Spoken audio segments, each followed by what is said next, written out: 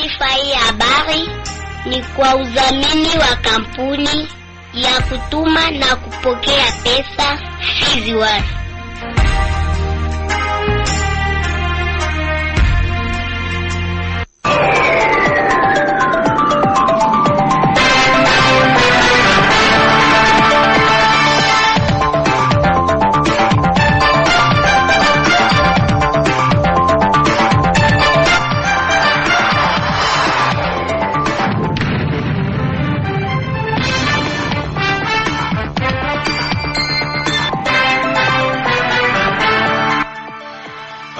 Amani katika bwana mpenzi msikilizaji wa Idhaa Kiswahili ya Radio Kivu popote pale ulipo, na kukaribisha kuweza kufuata uchambuzi wa habari zetu asubuhi ya leo ambao unajumuisha na ukurasa wa habari muhimu, ripoti za waandishi wetu toka kona mbalimbali, habari za kimataifa.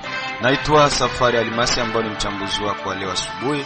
Tutasaidiwa mitamboni na Merci Mbelechi na kualika uweze kuritegea sikio mwanzo hadi mwisho wa uchambuzi wa habari. Nasema karibu.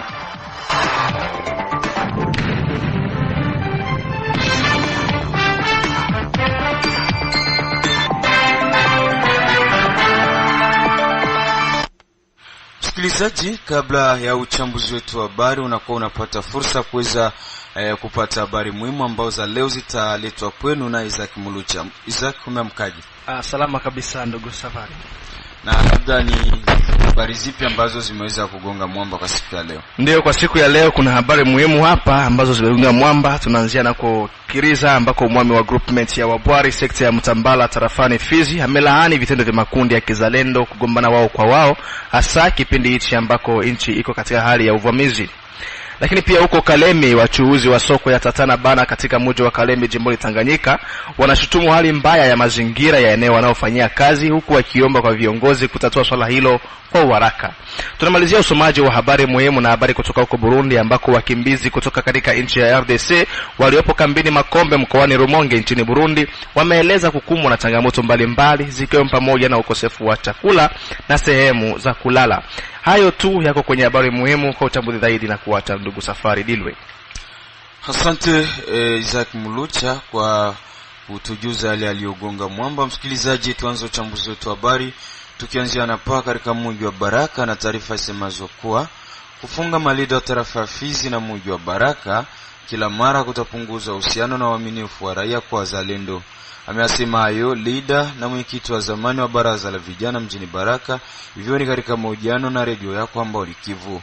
Katika mazungumzo na redio yako bwana Pasia Rafiki Abanya, mwenyekiti wa zamani wa baraza la vijana mjini humo, amesema kuwa kushikilia malida bila hatia ina hasara kubwa kama anavyoeleza. Ndio, kila mara nasemaga kwamba adui wa mtu ni woga. Wakati wa kuongea, ukishindwa kuongea, unatafuta wakati mwenye hauko wa kuongea ndio ukiongea mtu anakuwa anasema vibaya. Hilo jambo linatuhuzunisha sana sisi kama vile viongozi wa makundi mbalimbali ndani ya mgini yetu, sababu tulikuwa surpris kusikia maarrestation zenye ziko zinafanyika mu vile ya Baraka particulièrement, na kwetu sisi natusumbua sana. Tunashindwa kuelewa kama adui iko wapi na kwa nini hii hali inaweza pata ampleur ya hivi. Sisi wamoja tulikuwa ku meeting ya mzee William Amuri ya Kutumba, kamanda wa CNPCC, wakati alifanya meeting hapa ku JTM, akaitisha raia kusema kwamba isoutenir effort zenye wazalendo wetu wako wanafanya, wasoutenir effort zenye FRDC ikoamo, wasoutenir president wa republique. Tuliadere massivement kwa ile appel yake, tukaadere massivement kwa appel ya chef de l'etat. Voilà pourquoi leo wabembe wako wengi kwa kugombania inti, sababu inakuwaka lite yetu ya kila wakati. Na wakati yenye tunajitoa vile sisi kama vile ma leader wa communauté, na endelea pia kuhamasisha raia kusema kwamba inabidi sasa tusoutenir wazalendo au vijana wenzetu ambao wanajitolea kwa hali na mali kutetelea inchi yetu. Lakini cha ajabu ni kukiona sisi ambao tunajitolea vile tena sindo tunakuwa masible ya kukua arete. Ndugu mtangazaji, hapa naogopa kunaweza kia double problem. Kama tuseme probleme ya kwanza iko nje, donc c'est un problème externe yenye tuko tunaishi sibote, ni agression ya Rwanda yenye napenda kuvamia nchi yetu. Na kama hatuseme probleme ya pili itakuwa crise ya confiance entre raia na wazalendo, na ile ni très très dangereux. Ukisikia kuna kwa deja tu crise ya confiance kati ya wazalendo na raia pale, vile vitu vinaharibika na solution itakia kuwa difficile. C'est pourquoi kukalia kimya vitu kama na ile, vitendo kama na ile haiko mzuri, na haiko ndio kupenda Bubembe yetu, haiko ndio kupenda Baraka yetu. Inabidi tuseme, inabidi tuonyeshe watu na tuambie kile ambacho hakiko kizuri. Mwishowe mwenyekiti huyo wa zamani amesema kuwa huu ni muda wa kuwa pamoja ili kupiganisha adui. Suluhu ni kuangalia vitu otrema. Kitu ya kwanza nipenda niseme, wakati kwa madeba na benzetu Bafuliru na zingine community, hautasikiaka biko banakuambia hautasikia Mfuliru anafunga mwingine Mfuliru, surtout akifunga leader wabo jamais hawezi ku. C'est seulement kwa siku Babembe ndio tuko tunafungana siku si. Na puki ile ipate solution ni kuangalia adui ni mmoja leo. Wakati tunaanza tafuta maadui ndani yetu sisi tena, pale vile tutakuwa tunakosea. Tutakuwa tuna create vita yenye kule mbele itakuwa vita kati ya jamaa ya mtu fulani na jamaa ya mtu fulani. Kila mtu anaweza kuwa na jamaa yake iko kundi ya Wazalendo XY. Wakati anakia kuta bandugu yangu ndio banafungiwa, kia fanya maangete, labda hakuna sababu kubwa za kufungiwa, itakia kuwa ma problem entre mafamille tena musie Babembe. Kwa hiyo mimi nilikuwa napendekeza kwamba Wazalendo wetu tuna reconnaître effort ambayo mko mnafanya. Tunajua sacrifice ambayo mnajidone haiko mzuri kwa tunafanya tena tractation entre si. Saidi sana kwa wa leader. Hivi naogopa, na labda acha niwaambie, labda na mimi kesho ndakuwa cible. Kesho kutakia kwa destabilisation total na ile crise ya confiance mu communauté. Kwa hiyo ningesi kabisa juu ya kupromouvoir unité, cohesion kwa hiyo wakati mgumu ambao tuko tunapitia.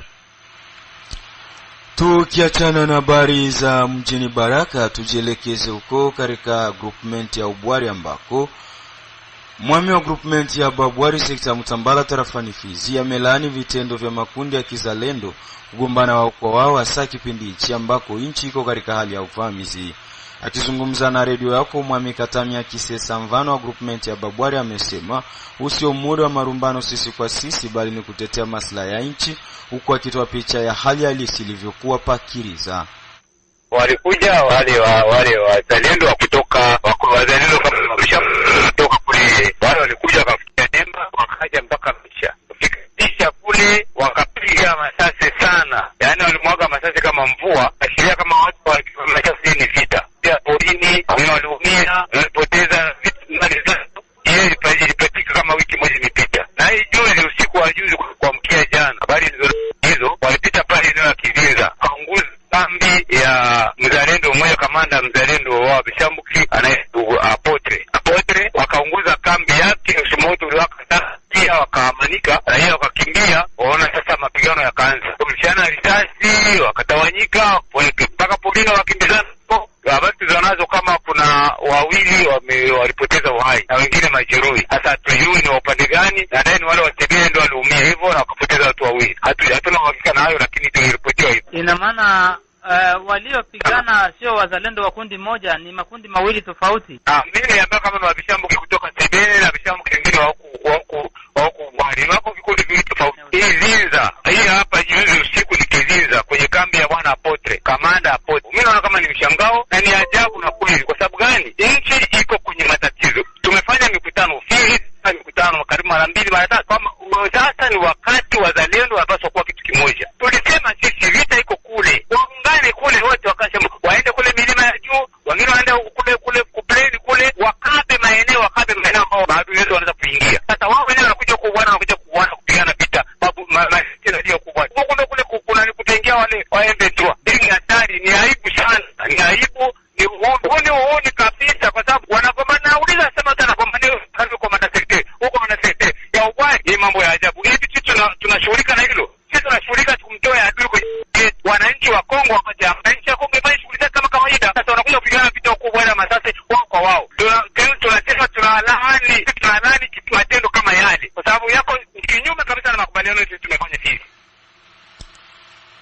Mbunge wa taifa mchaguliwa wa tarafa Fizi Profesa Nyamangyoku Shibwela Ubedi amewataka wakaji wa tarafa la Fizi kubaki watulivu kutokana na swala la kuzuiliwa kwa maafisa wa kijeshi wazaliwa wa tarafa la Fizi, kwani wanaendelea kufuatiliwa swala hilo ili waachiwe huru.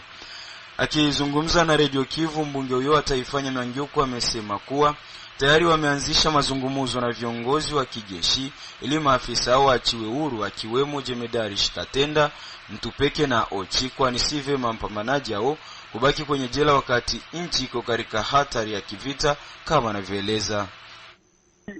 Tulifanya ile Canada ndio onana kwanza na wakuu wa nchi, nilikuwa kwa kukabilia chef de l'etat na nilionana na directeur de cabinet na tulifanya kazi nzuri sana pale. Niliplaide pour une grâce présidentielle kwa wakubwa wetu wale wa generaux. Kisha hapo kesho yake jana nilifika ku prison peke kwenda kuona wa generaux wote, niliongea na wote General Ochi, tukaongea na General Skatenda, kisha General Skatenda tukaongea na General Mutupeke.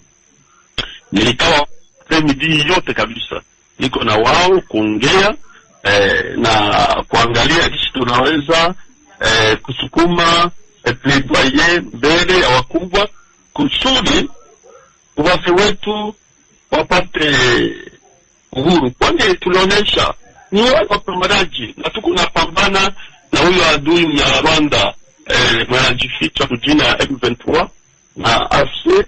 Ni lazima kabisa sisi wale wapiganaji wetu wanatuita mkerembe pitengwe kwa kuwa libera kusudi wasaidie vita. Asante. Na alipoulizwa kuhusu swala la makosa wanaotumiwa maafisa hao, Nyamangio Kushibwe la Obedi amejibu afuatayo. Kosa wamefanya, mnajua mbele walikuwa kwenye Demiap. Na wakati walipanda kwenye Demiap tulifika pale. Sisi tulifika pale na tukaonana na wale mkubwa. Na sasa wakasema kutakuwa possibility mbili. Sote wanaenda ku auditorat. Sote tunawachilia. Kama bakiona mapreve aziko watachiliwa. Bakiona kontra mapreve zilionekana. Mapreve ni zile tu ulichasikia ni sukusuku ya inchi. Msamani ile ndio natuma wanafungiwa ambao wanasema wiko ndani ya hiyo mambo mbo hatujue kweli iko wapi. Lakini ya lazima kwangu mimi ni ili kuwatetelea waachiwe. Msikilizaji, kwa wale wapendelevu wa michezo na mpisha mwenzangu Omar Makelelo Zilkaribu ma. Naam, asante sana mwenzangu Safari Alimasi Dilwe Lemetinware. Leo asubuhi katika habari za michezo tuanzie na habari za hapa katika mji wa Baraka. Ni kwamba mechi ya dabi kubwa kati ya kata mbili ile ya Kalinganor pamoja na kata la Mwemezi walikuwa kichuana kabisa jioni ya siku ya pili ya wiki tunayo katika uwanja wa Lumumba, na mechi ambayo ilishuhudiwa na watu wengi kabisa wa mji wa Baraka. Mechi ilitamatika kwa sare ya 1-1, Kalinganor 1 kata la Mwemezi 1. Kwa hiyo ndio matokeo gisi yalivyokuwa pale. Na kungineko ni kwamba kisha beki wa Jamhuri ya Kidemokrasia ya Kongo Axel Tuanzebe kuweza kuumia vikali na kukosa fursa ya kuweza kucheza na timu ya taifa ya DRC, hatimaye kocha Mfaransa wa timu hiyo ya Leopard Sebastien Desabre ameamua kuitisha mchezaji Jeremy Ngakia kuchukua na nafasi ya Axel Tuanzebe. Mchezaji huyo Jeremy Ngakia anachezea klabu ya Watford daraja la pili pale katika nchi ya Uingereza. Na huko katika bara la Ulaya sasa, Safari ya Alimasi Dilwe, ni kwamba michuano ya UEFA Champions League iliweza kutimua vumbi usiku wa kucha leo, ambako mechi 4 ziliweza kupigwa katika viwanja mbalimbali vya huko katika bara la Ulaya. Ni kwamba timu ya FC Barcelona katika uwanja wake wa nyumbani wa Camp Nou waliweza kuwatambia timu ya Benfica Lisbon ya Ureno mabao 3-1, huku vijana wa Bayer Leverkusen mbele ya shangazi bila mjomba waliweza kutambiwa mabao 2-0 na masimu wa jadi Bayern Munich na Inter Milan ya pale nchini Italia katika uwanja wake wa Giuseppe Meazza waliweza kuwatambia timu ya Feyenoord mabao 2-1, huku timu ya Liverpool katika uwanja wa Anfield Road pale katika nchi ya Uingereza waliweza kutambiwa mabao 4-1 dhidi ya Paris Saint-Germain ya nchini Ufaransa kupitia mikwaju ya manati. Hivyo ni kisha Paris Saint-Germain kuweza kutoka na ushindi wa bao 1-0 kunako dakika 90 za mchezo.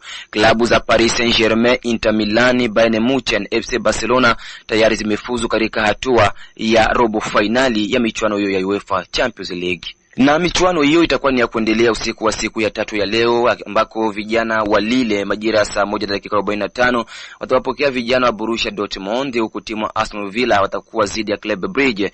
Atletico Madrid katika uwanja wa Wanda Metropolitano majira saa 4 za usiku watawakaribisha Massimo Wajadi Real Madrid, huku vijana wa Arsenal Gunners katika uwanja wa Emirates Stadium watawapokea vijana wa PSV Eindhoven kutoka katika nchi ya Uholanzi.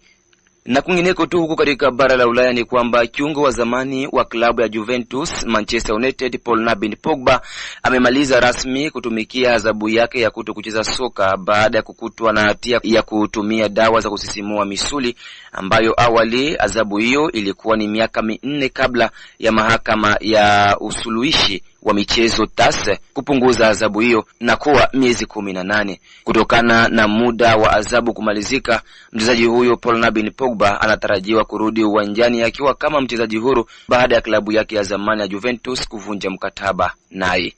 Kocha mkuu wa klabu ya Manchester City Pep Guardiola ametumia siku 3 kwa siri nchini Uhispania kwa ajili ya kujaribu kumshawishi aliyekuwa mke wake kipenzi Christina ili warudiane na waendeleze maisha yao ya ndoa.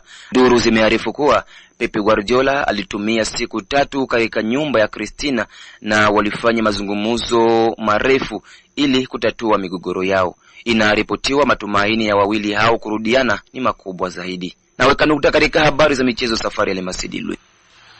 Shabash Omar Makele Lozil kwa habari za michezo. Msikilizaji, endapo ndo unakuja kujiunga nasi, nikukumbusha kwamba unaendelea kuitegea sikio za Kiswahili ya Radio Kivu kwa masafa 93.0 FM, na huu ni muda wako wa uchambuzi wa habari. Vile vile msikilizaji, uchambuzi wa habari utakukuta kwenye mtandao wetu wa YouTube ukiandika Radio Communautaire Kivu Baraka. Kampuni Kizwan Baraka, Mboko na Misisi ni rahisi kutuma na kupokea pesa cash pote ulimwenguni bila usumbufu. Msikilizaji, tupindukie huko Moba katika mkoa wa Tanganyika, ambako kanisa la AAC tarafani Moba jimboni Tanganyika limekamilisha mkutano wao wa maombi kwa muda wa siku 12, ambako shabaha zaidi ni kuombea nchi ya DRC kwa hali ya usalama mdogo inayopitia kwa sasa. Mengi zaidi na Isidore Kashulwe kutoka Moba. Mkutano wa 12 uliandaliwa na kanisa la Mahubiri ya Kongo EAC kwa ufupi umemalizika Juni matukio ya Jumapili Machi 9. Mkutano umefunguliwa hapo Februari 19 Jatungo kusikia sauti ya Mungu. Aikamilisha mkutano huo, kasisi wa kanisa hilo upande wa Moba amewaagiza waamini wa kanisa hilo kutembelea katika Tungo ili jikita muda wote wa mkutano huo wa siku 12. Kongolo mwepo Moize pia amewakadhia waamini wa kanisa hilo kuimarisha imani kwa Mungu. Kwa amesema sasa ulimwengu unaelekea siku ya mwisho. Sababu ya kazi yake yenye amefanya kwa taifa lake, na kitu ya kuikle tulikuwa tunafundisha kanisa Somalia kusikia Mungu na sisi kusikia Mungu na kujenga imani ndani ya Mungu. Watu waendelee katika kuchunga imani, kumsikia Mungu na kuchunga imani zao vizuri, kwa sababu siku tunaenda nao ni siku za mwisho. Na waamini upande wao wamesema kusifu maandalizi ya mkutano huu. Wamesema ataendelea kumtumikia Mungu kwa kuwa yeye ni muumbaji na uzima. Tunamshukuru Mungu, kweli alikuwa pamoja nasi ya kukoma vurugano. Neema yake ilikuwa pamoja nasi. Kwa ile kweli tunamshukuru Mungu kwa makubwa yake kwa hizo 12. Vijana kama mimi naambieni, njoni tumwamini Yesu, mwa Yesu mnarea, mwa Yesu mna utajiri, mna amani wa Yesu. Unaongezeka kiroho na kimwili, baraka minaanza kuiona polepole. Mimi naweza kuambia watu kama wajikaze na Mungu. Mtu akijitia kwa Mungu na muujiza wa Mungu ataona. Katika siku 12 ninafaidika sababu nilikuwa mwenye kuvunjika moyo kwa maisha, lakini hii neno inanipandisha hatua ya kusema kesho nitafanikiwa kupitia huyu Mungu. Nawaambia watu wafuate sana maneno ya Mungu. Jumu katika kufuata neno la Mungu, jumu kwa uzima mwili na roho, na jumu baraka ya mwili na roho. Kwa sababu kwa kuamini kwa watatu na sadaka yetu ilikuwa najisikia kitu kinaingia ndani ya maisha yangu. Ilikuwa Mungu amubariki kwa mafundisho na sababu tunaendelea kawaida. Vijana wenzangu, hakuna nafasi yenyewe huko salama sama Mungu. Mwa Mungu mnatoka mchafu, mwa Mungu. Donc kila raha yote yenye utapenda, mtoto wa Mungu utakuta. Ndio inabidi tujikaze, tufanye kazi ya Mungu. Tuko vijana na vijana ndio ambao wanatakiwa kuenda nini kupata Yesu. Ndio Mungu wa vijana, hakuna kitu ambacho kila yule ambaye atakayemsikia Mungu kuna siku ambayo atamuita na anamuona, siku moja anampanguza machozi. Ndio maana tunapenda kusema ya kwamba tuna haja ya kusikia sauti ya Mungu, kufanya mapenzi yake, kusudi siku moja tukamwone na kupanguza machozi na Bwana pale hewani. Nyimbo kusindikizwa na michezo na vikelekele imeburudisha siku ya mwisho wa mkutano. Inapaswa kufahamisha kama muda wote wa mkutano huo maombi yametolewa kumwomba Mungu kuingilia kati na kuleta amani katika maeneo yenye mgogoro wa vita, sawa vile mashariki mwa Jamhuri ya Kidemokrasia ya Kongo ambapo amani inahitajiwa na wote. Nikiripoti kutoka Moba Dibor Kashule, Radio Kivu.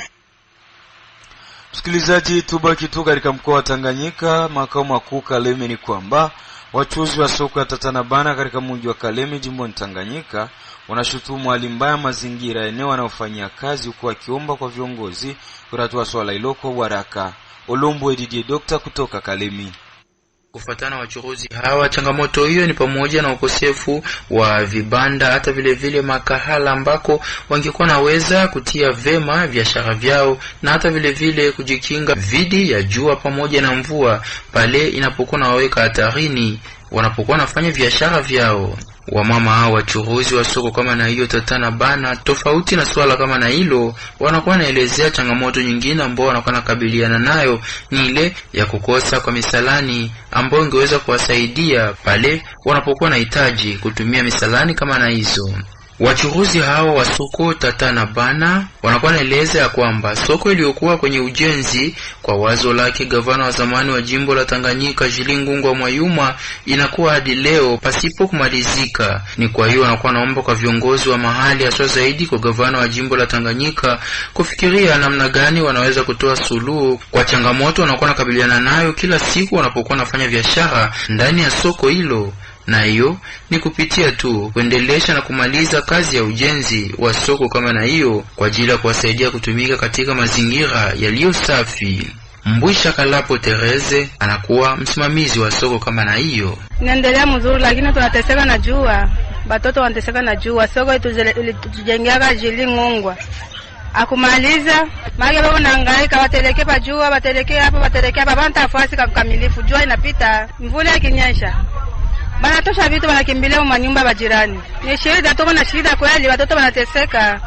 Ndio tunaomba baba kuvenere atufanyie nguvu sana, tusikilie huruma, tumalizie soko. Jilingungwa alishindwa, tuko kila kitu, bunga, samaki, makala, sombe, mindi, kila kitu, chakula yote inapatikana msoga Tatanabana. Wese hatuna biro tu ya mayor chef abana, wese hakuna. Tujulishe kwamba soko ya Tatanabana inakuwa ni moja kati ya zile soko zinazokuwa nasaidia wakaaji wa Kalemi kwa huduma mbalimbali kama vile mboga, mafuta, vitunguu na chakula nyingine. Soko hiyo inakuwa napatikana ndani ya tarafa ya Kalemi. Nikiripoti kutoka Kalemi kwenye Radio Kivu, Olombwe Didier Doctor.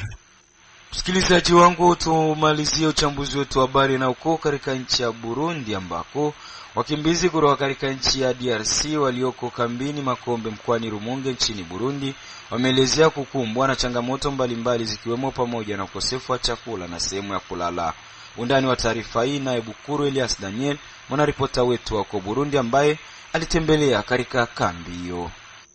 Ukosefu wa vyakula, dawa na sehemu ya kulala ni miongoni mwa changamoto zinazowakumba wakimbizi kutoka DRC waliowekwa katika kambi ya Makombe, wilaya na mkoa wa Rumonge, kusini mwa Burundi. Tunalala chini, hatuna murago, hatuna bashi ambao tunalalia, hatuna bulangeti ambao tunajifinika, hatuna musike ambao inatuprotege na maimbu. Kuhusu upande wa chakula, tulipofika wametupatia kilo 1 na 800 gramu kwa wiki kila mtu ya mchele na demi kilo ya njegeri. Lakini kwa hivi tumepokea jana, kwa kuwa tunapokea kisha baada ya kila wiki, wametuambia chakula imeisha, imepunguka, wamepunguza kantite. Yani tangu jana kila mtu anapokea tutawaletea kilo moja na 200 grame ya mchele na moya demi kilo ya njegere kwa wiki. Watusaidie nafasi ya kulala, kama ni mabashi, kama ni mamirago, watupatie mabulangeti ya kuweza kujifinika na watupatie mamustike ya kujiproteger na maimbo. Kapasite d'accueil ya hii site ya Makombe hapa Rumonge wanatuambia ilikuwa ya 700 personnes, lakini hivi tuko zaidi ya 1300 personnes. Kwa hiyo tunaomba kama kuko gisi wangitutoa ndani ya site ya hébergement watupandishe kwenye makambi. Tulisha kwa makambi juu tuko wengi baba. Juu hata maradhi zitatokea hapa tutakufa kiolela sana. Tunakuwa ba mingi, unakuta magonjwa inakuwa hata huyu akianza kikohozi lazima iambukie ienee batu yote humu. Tunaona pale kuko mlango wanaandika centre de santé lakini haifonksione. Tulishaanza pata magonjwa hapa ya urgence mpaka na watoto wanaanza kutukufia. Tuko na kilio humu, vitu tulipisha mtoto jana. Labda tungepata matibabu kwa haraka, labda visingekuwa hivyo. Tuko tunalala njala, tunashinda njala. Wanatupatia kilo 1.5 ya mchele na njegere 10 kilo. Tufai nao juma mzima na chumvi kijiko kimoya juma mzima, hakuna mafuta, hakuna makala.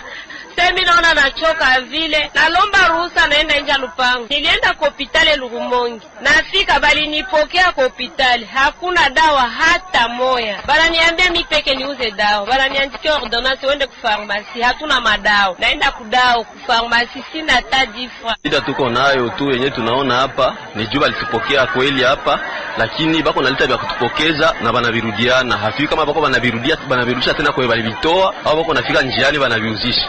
Wako nje, wengine wako mahema, bali kijana mahema wakachagula watu wazee, walemavu, ndio wakapatia mahema. Sasa wakati baleta ekipema yote ya kupokeza, kite yote ya kupokeza yenye ilikuwa mo mahema na maviungu na sahani mbili za kujisaidiza, bana bisimamisha. Mara mingi tuko na bandugu bamoya hapa banatusikilia huruma kuona sisi tunaroania nje na watoto, banatupokea kutupatia bumanyumba tuikalemo.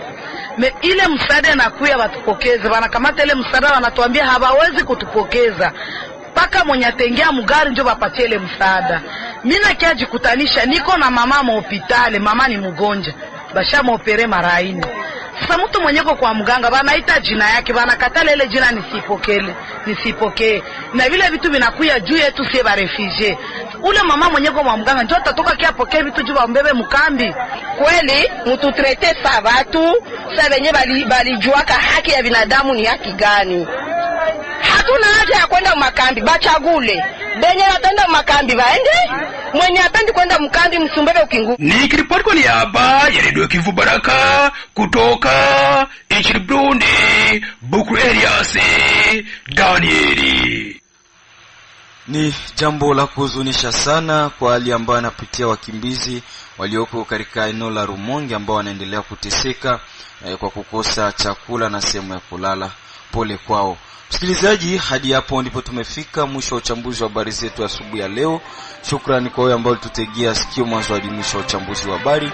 Nimshukuru rubani wangu ambaye ni Merci Mbelechi na mwenzangu Isaac Mulucha ambaye alikuwa kwenye habari muhimu. Aliyekuletea uchambuzi wa habari alikuwa ni mimi Safari Almas de Mitinoir. Sina la ziada na kuaga nikisema bye bye.